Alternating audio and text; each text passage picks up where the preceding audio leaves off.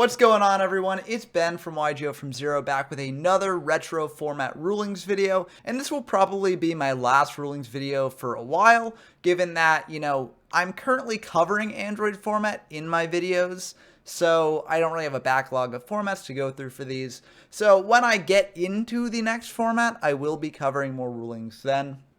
But as for now, this will be my last rulings video for a while, but this is coming at a very good time given that the Android tournament is starting this Saturday in my Discord. So link will be in the description down below. If you want to join the tournament, then you can easily sign up there. It will be a multi-day tournament starting at noon on June 3rd. So definitely check it out if you're interested. But given that there will be a lot of tournament play going on and there are some very important rulings that I see people mess up quite a bit, I figured that I would make this video at the start of the week just to sort of act as a public service announcement for people who don't quite know these rulings yet. So if you're new to the format, be sure to check out this video before you actually play the tournament because it is very important. With all that being said, let's dive in to the rulings right away. And there's really one ruling that is super important for you to know. So if you take anything away from this video, be sure that this is it. And this is how Bazoo, Kycoo, and Skull Lair work. Now, at the time that these cards first came out, there was a mistranslation on their effects that basically said that they could banish any card from the graveyard with their effect instead of just monsters. So this means that during Android format, you actually were able to use with these sort of buffed up versions of these cards. And this comes up quite a bit. It changes the math a lot in this format. It makes certain cards like Jar of Greed a lot better as they can then be used for banished fodder in the graveyard later on. And it just leads to some very interesting interactions here. And this is something that really comes up quite a bit in the format. I've seen it happen where I'll go to banish cards off Bazoo and my opponent will be confused that I'm banishing spells and traps. So definitely make sure you know this before playing competitively in this format. In addition, I figured I'd point this out. This is written on the card, but because Kycoo has multiple effects, it can often get lost. Kycoo does prevent your opponent from banishing cards from the graveyard, and this does include for the effects of Bazoo and Skull Lair.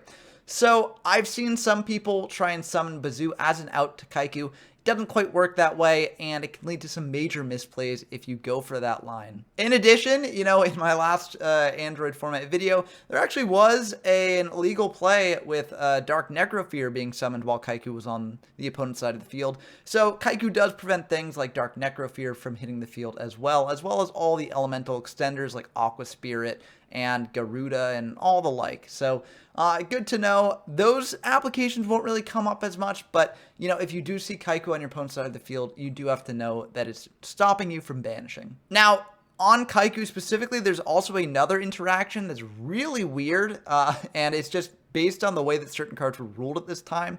But if you have a Kycoo the Ghost Destroyer face up on your side of the field, your opponent can't actually use Nobleman of Crossout on you. Because technically at this time, Nobleman of Crossout would destroy the monster and then banish it afterwards. And because Kycoo prevents cards from being banished from the graveyard, and this was technically being banished from the graveyard, Nobleman won't be able to be used. It's really weird. It only comes up in this ruling. And, don't read too much into this sort of way that Nobleman and Kycoo interact.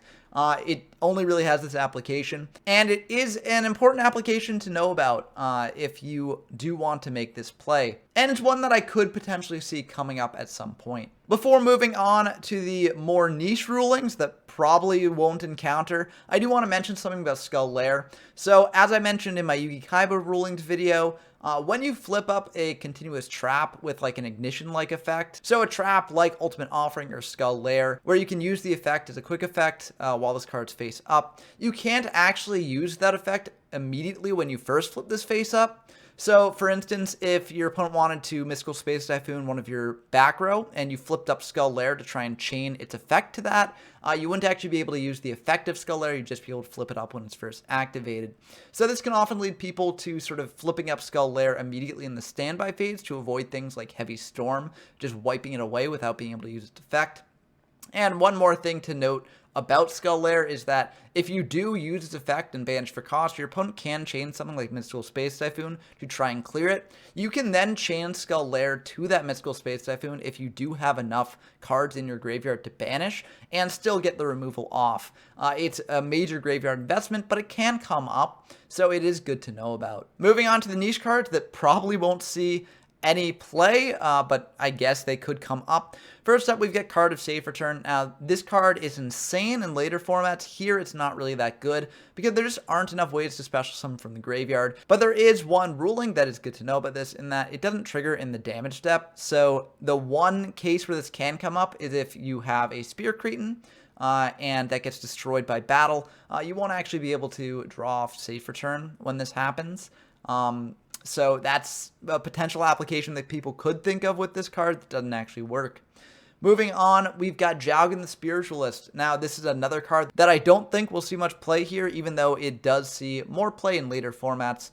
But the application that I want to bring up with this is that something that you might think of to do with this card is, since it's a Shining Angel target, you can sort of crash your Shining Angel into your opponent's like Mystic Tomato, bring out a Jowgen, and think, oh, that will stop their special summoning here.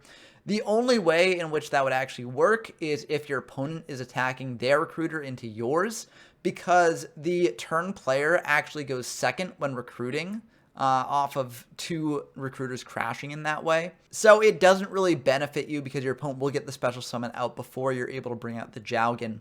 So I don't really think that strategy is a good use of Jowgen. I'm not really sure if Jowgen actually has a good use in this format. I think it's pretty bad. But this is just another nail in that coffin. And lastly, a card that is just abjectly terrible in my opinion, Destruction Punch. This is really weird. There aren't too many notes on the rulings for this card, so I'm going off of the rulings notes that exist. I'm not sure if this was how this card was ruled at the time. So if anyone knows about that, then definitely correct me in the comments down below. But from what I can tell about this card, you can actually activate this in the damage step. So this means that you can use it if you have a set defender and your opponent attacks into it. You can then use it once your defender is flipped up. It's a really weird card. I don't think it will see any play because there's just so many better trap cards that act as removal, and this card's pretty conditional. But it is something that I guess theoretically could come up, so it is good to know about. Again, I couldn't really find much information on this card, so let me know down in the comments below if it did actually work this way at this time.